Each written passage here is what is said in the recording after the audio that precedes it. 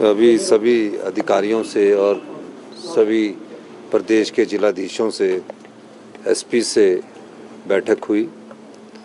पिछले कल जो घटना पठानकोट के में जो पाकिस्तान द्वारा अटैक किया गया था, उसके संदर्भ में हमारे 2 सब डिवीज़न इंदौरा और नूरपुर लगते थे।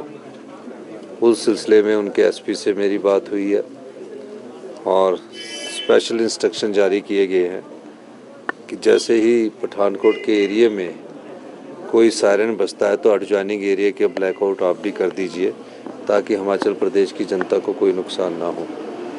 पूरे प्रदेश की फीडबैक लेने के बाद हमने फैसला किया है कि जैसे जैसे भारत सरकार की दिशा निर्देश आते जाएंगे और जो डिजास्टर से रिलेटेड भी दिशा निर्देश आएंगे, उनको अमली जामा पहनाया जाएगा। पर किसी भी प्रकार का पैनिक होने की ज़रूरत नहीं है, लेकिन हमें अपनी सुरक्षा का भी ध्यान रखना है और अपनी जिम्मेवारी का भी निर्वाह करना है।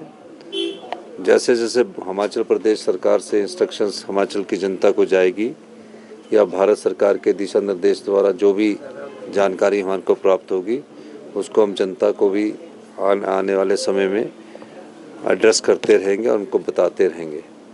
इसके अलावा कल हमने कहा कि जो मेन ऑफिस है, जैसे चीफ सेक्रेटरी साहब के ऑफिस में है, जीएडी है, कंट्रोल रूम है, उनको खुला रखा जाए। कहा कि किसी भी प्रकार की कोई वारदात हो या ऐसी घटना घटने की बात हो तो उस बारे में तुरंत प्रभाव से एक्शन लिया जाए। अभी ऐसी कोई घटना यहाँ भी घटने की संभावना कम है इस तरफ, लेकिन बॉर्डर एरिया के साथ डिस्ट्रिक्टों में ज़्यादा है। शिमला डिस्ट्रिक्ट में इसलिए है क्योंकि शिमला डिस्ट्रिक्ट दूसरी तरफ पड़ रहा है। फिर भी हमें सचेत रहना है और उस सचेत रहकर जो भी इस समय हमारी घटनाएं जो देश में घट रही है और जिस प्रकार देश की सरकार पाकिस्तान के आतंकी हमलों के बाद जो कदम उठाए गए हैं, उसका मुंह तोड़ जवाब दे रही है। हिमाचल प्रदेश की जनता भी देश की सरकार के साथ एकजुटता के साथ खड़ी है। किसी तरह का अलर्ट भी नहीं, अलर्ट हमने जो साथ लगते पठानकोट के एरिया उसमें हमने कहा है, जारी किया है।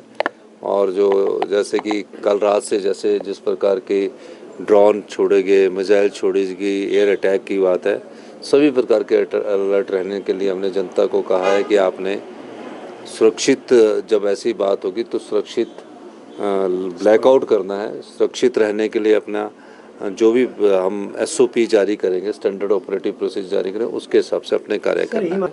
लेकिन ऐसी कोई बात नहीं है।